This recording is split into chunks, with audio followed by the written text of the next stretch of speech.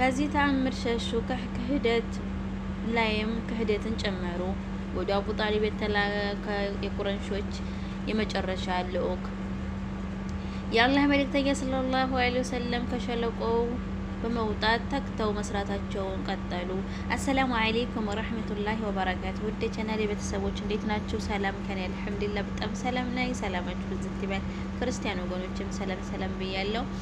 የነብዩላህ አለይሂ ሰላም የህይወት ታሪክ ሴራ ክፍል 24 የቀጠለ። ወደ አቡ ጣሊብ የተላከ የቁረይሾች የመጨረሻ ልዑክ የአላህ መልእክተኛ ሰለላሁ ዐለይሂ ወሰለም ከሸለቆ በመውጣት ተክተው መስራታቸውን ቀጠሉ። ቁረይሾቹም ሙሉን ቢያፈርሱም በበኩላቸው በሙስሊሞች ላይ ጫና ለማሳደር እና ሰዎችን ከአላህ መንገድ ለማገድ መንቀሳቀሳቸውን አላቆሙም። አቡ ጣሊብ በበኩላቸው ለወንድማቸው ልጅ ከለላ መሆናቸውን ቀጥለዋል። ይሁንና እድሜያቸው 80ዎቹ ያለፈ በመሆኑና በእድሜ ጫናው በተጨማሪ በሽታው እንደዚሁም ከዓመታት ጀምሮ በተከታታይ ይከሰቱ የነበሩ ትልልቅ ጉዳዮች በተለይም ማዕቀቡ ጉልበታቸውን አዝለውታል፣ ጥንካሬያቸው ሰብረውታል። ከሸለቆው በመውጣት በጥቂት ወራት ውስጥ በሽታ ተከታትሎ አጠቃቸው። ከዚህ ጊዜ ጣዖታውያን አቡ ጣሊብ ከሞቱ በኋላ በወንድማቸው ልጅ ላይ ክፉ ነገር ፈጸሙ። በአረቦች ዘንድ ክብራቸው እንዳይጎድፍ በመስጋት ከእርሳቸው ፊት ከነቢዩ ሰለላሁ ዐለይሂ ወሰለም ጋር ለመደራደር እና ከአሁን ቀደም ሊሰጧቸው ያልፈለጉትን ነገር በመስጠት ሊስማሙ የመጨረሻ ሙከራ አደረጉ። ከዚሁ ዓላማ አንድ ልዑክ ወደ አቡ ጣሊብ ዘንድ ላኩ። ሴራ ክፍል 24 ኢብን ኢስሐቅ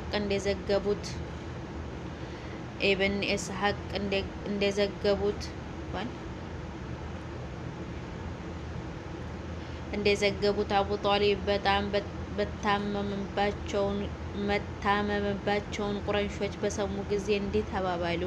ሐምዛና ዑመር ሰልመዋል። የሙሐመድ ጉዳይ በሁሉም አረብ ጎሳዎች ዘንድ ተሰራጭቷል። ስለዚህም ወደ አቡ ጣሊብ ዘንድ እንሂድና የወንድሙን ልጅ ከኛ የሚፈልገውን ሰጥቶ ከድርጊቶቹ ያቅቡልን ዘንድ እንጠይቀዋለን። በአላህ እንምላለን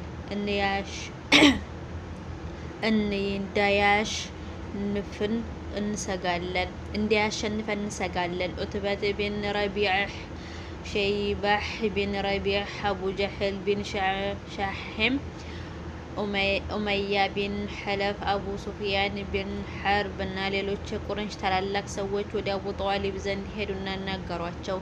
ቁጥራቸው 25 አካባቢ ይሆናል። እንዲህ አላቸው፣ አቡ ጣሊብ ሆይ አንተ ከኛ ዘንድ የተከበረ ቦታ አለ። የምታየው ነገር አግኝቶናል። ስጋታችንም ይገባሃል። ከእኛና በወንድምህ ልጅ መካከል ያለውን ችግርም ታውቃለህ። ጥራውና ከኛ የሚፈልገውን ስጠው፣ እርሱም የምንፈልገውን ይስጠንና እርሱ ከኛ ይታቀብ፣ እኛም ከእርሱ እንታቀብ። ከነ ሃይማኖታችን ይተወን፣ እኛም ከነ ሃይማኖቱ እንተወዋለን። አቡ ጣሊብ ወደ ነብዩ ሰለላሁ ዐለይሂ ወሰለም መልእክት ላኩባቸው መጡ። የወንድሜ ልጅ ሆይ እነሆ ከወገኖችህ መካከል ታላላቅ ሰዎች መጥተዋል፣ ሊሰጡህና ከአንተም ሊቀበሉ ተሳስበዋል አሉና አንደኛው ወገን ሌላኛውን ላይነካና ላያጠቃ በሚል ያቀረቡትን ሀሳብ ዘረዘሩላቸው። የአላህ መልእክተኛ ሰለላሁ ዐለይሂ ወሰለም እንዲህ አሉ፣ እነሆ አንዲት ቃል ልሰጣችሁና በእርሷ ሰበብ በአረቦች ላይ ትነግሳላችሁ፣ አረብ ያልሆኑ ህዝቦችም ያድሩላችኋል።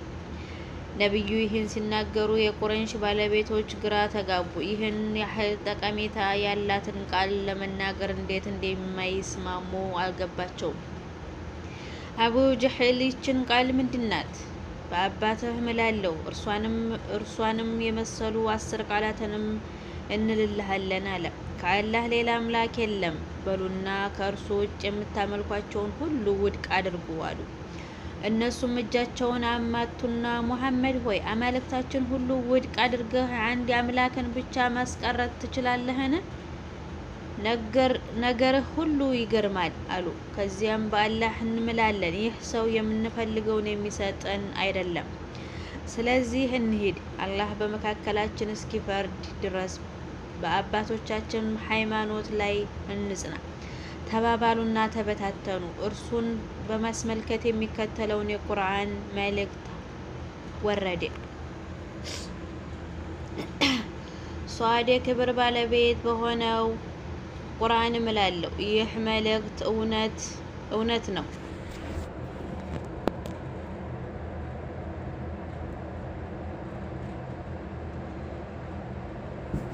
ይህ መልእክት እውነት ነው።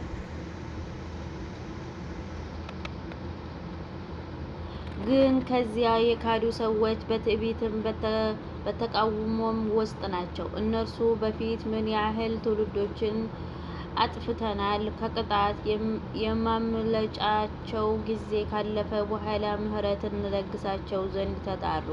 ከእነርሱም ሆነ አስጠንቃቂ መልእክተኛ ስለመጣላቸው ተደነቁ። ከከሃዲዎችም ይህ ውሸት ድግምተኛ ነው አሉ።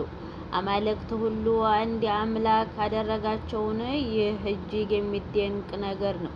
ከመካከላቸው መሪዎቹ አሁን በያዛችሁት ጎዳና ተጓዙ፣ በጣዖታችሁም ላይ ጽኑ። ይህ የሙሐመድ አዲስ ጥሪ እናንተን ለመጉዳት የታለመ ነውና በማለት ከነቢዩ ዘንድ ወጡ አይሉም። በመጨረሻዋ ሃይማኖት ይህን ነገር አልሰማንም። ይህ ጥሪ ቅጥፈት እንጂ ሌላ አይደለም። የሐዘን ዓመት አመል ሁዝን የአቡ ጧሊብ ሞት።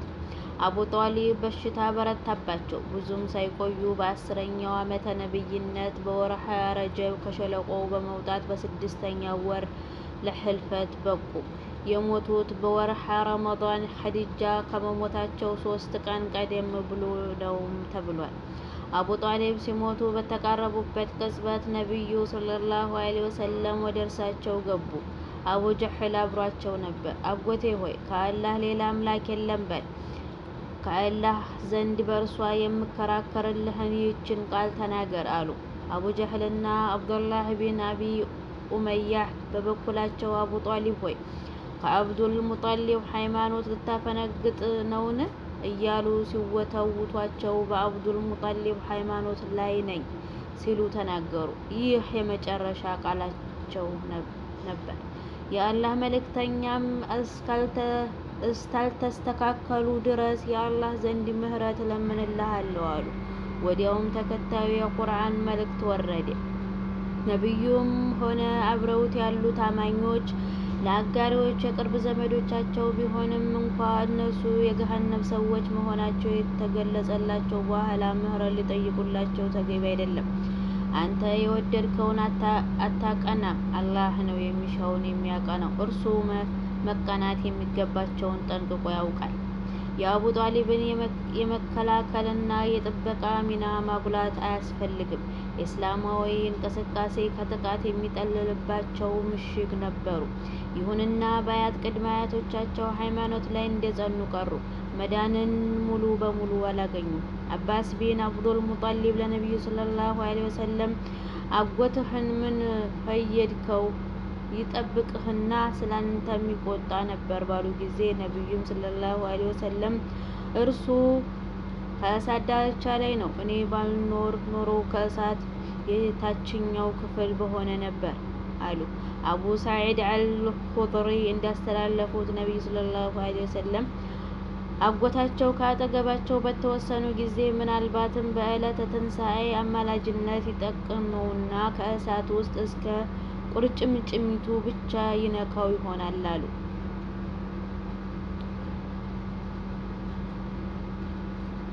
ሴራ ክፍል 25 የኸዲጃ ኽልፈት። አቡ ጧሊብ በሞቱ በ2 ወይንም በ3 ወራት ጊዜ ውስጥ ማለትም በ10ኛው ዓመተ ነብይነት በወርሃ ረመዳን የአማኞች እናት የሆኑት ታላቋ ኸዲጃ ተከተሏቸው። ኸዲጃ ሲሞቱ እድሜያቸው 65 ሲሆን ነቢዩ ሰለላሁ ዐለይሂ ወሰለም ያኔ 50 ዓመታቸው ነበር። ኸዲጃ ለአላህ መልእክተኛ ሰለላሁ ዐለይሂ ወሰለም ታላቅ የአላህ ጸጋ ነበሩ። ለሩብ ምዕተ ዓመታት ያህል ከጎናቸው በመቆም በመከራ ጊዜ ሲያጽናኗቸው፣ በአስቸጋሪ ወቅት ሲያበረታቷቸው፣ መልእክታቸውን እንዲያደርሱ እገዛ ሲያደርጉላቸው፣ በመራራው የትግል ሂደት አጋር በመሆን በገንዘባቸውም በነፍሳቸውም ሲረዷቸው ኖረዋል። የአላህ መልእክተኛ ሰለላሁ ዐለይሂ ወሰለም እንዲህ ብለዋል። ሰዎች ሁሉ በእኔ በካዱብኝ ሰዓት እሷ አመነች። ሰዎች ሁሉ ባስተባበሉኝ ሰዓት እሷ ተቀበለችኝ። ሰዎች በከለከሉኝ ሰዓት እርሷ ገንዘቧን አጋራችኝ። አላህ ሌሎች ግን ነፉኝ።